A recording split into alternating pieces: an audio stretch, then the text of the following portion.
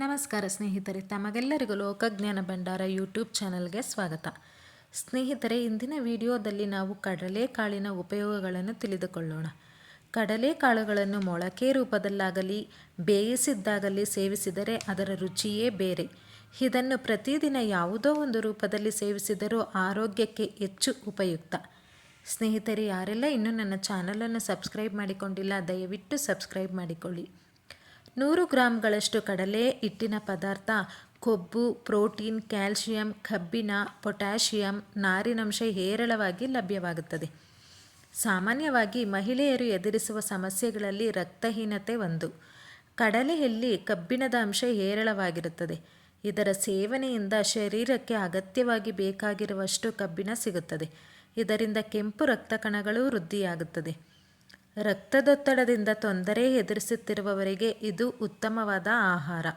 ಆದ್ದರಿಂದ ಕಡಲೆಕಾಳುಗಳಿಂದ ಮಾಡಿದ ಹುಳಿ ಪಲ್ಯದಂತಹ ಪದಾರ್ಥಗಳನ್ನು ಸೇವಿಸುವುದು ಒಳಿತು.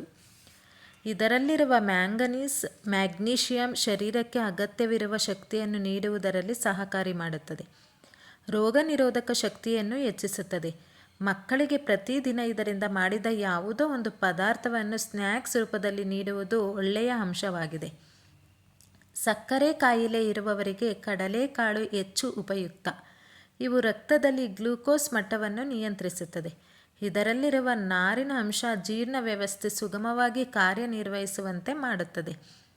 ಮಲಬದ್ಧತೆ, ಅಜೀರ್ಣದಂತಹ ಸಮಸ್ಯೆಗಳನ್ನು ಬಾಧಿಸುವವರು ಕಡಲೆಕಾಳುಗಳನ್ನು ಸೇವಿಸುವುದರಿಂದ ಉತ್ತಮ ಆರೋಗ್ಯವನ್ನು ಕಾಪಾಡಿಕೊಳ್ಳಬಹುದು. ಕಡಲೆಕಾಳುಗಳನ್ನು ಪ್ರತಿನಿತ್ಯ ಸೇವಿಸಿದರೆ ಹೃದಯಕ್ಕೆ ರಕ್ತ ಸಕ್ರಮ ರೀತಿಯಲ್ಲಿ ಸರಬರಾಜಾಗುತ್ತದೆ. ಇದರಲ್ಲಿರುವ ಪೋಷಕಾಂಶಗಳು ಹೃದಯಕ್ಕೆ ಶಕ್ತಿ ನೀಡುತ್ತದೆ. ವಯಸ್ಸು ಹೆಚ್ಚಾಗುತ್ತಿದ್ದಂತೆ ಯಾವುದೋ ಒಂದು ರೂಪದಲ್ಲಿ ಕಡಲೆಕಾಳುಗಳನ್ನು ಸೇವಿಸುವುದು ತುಂಬ ಒಳ್ಳೆಯದು.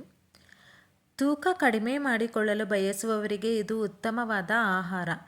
ಯಾಕೆಂದರೆ ಇದಕ್ಕೆ ಕೊಬ್ಬು ಕರಗಿಸುವ ಶಕ್ತಿ ಇದೆ. ಕಡಲೆಕಾಳುಗಳಲ್ಲಿರುವ ಫೋಲೇಟ್ಗಳು ದೇಹದಲ್ಲಿರುವ ಕೆಟ್ಟ ಕೊಲೆಸ್ಟ್ರಾಲ್ ಅನ್ನು ಕಡಿಮೆ ಮಾಡುತ್ತದೆ. ಸ್ನೇಹಿತರೆ, ಈ ಉಪಯುಕ್ತವಾದ ಮಾಹಿತಿ ನಿಮಗೆ ಇಷ್ಟವಾಗಿದ್ದಲ್ಲಿ ನಿಮ್ಮ ಫ್ರೆಂಡ್ಸ್ ಮತ್ತು ಫ್ಯಾಮಿಲಿಗೂ ಶೇರ್ ಮಾಡಿ. ಹಾಗೆ ಒಂದು ಲೈಕ್ ಕೊಡುವುದನ್ನು ಮರೆಯದಿರಿ. ಯಾರೆಲ್ಲ ಇನ್ನೂ ಚಾನಲನ್ನು ಸಬ್ಸ್ಕ್ರೈಬ್ ಮಾಡಿಕೊಂಡಿಲ್ಲ, ದಯವಿಟ್ಟು ಸಬ್ಸ್ಕ್ರೈಬ್ ಮಾಡಿಕೊಳ್ಳಿ. ಧನ್ಯವಾದಗಳು.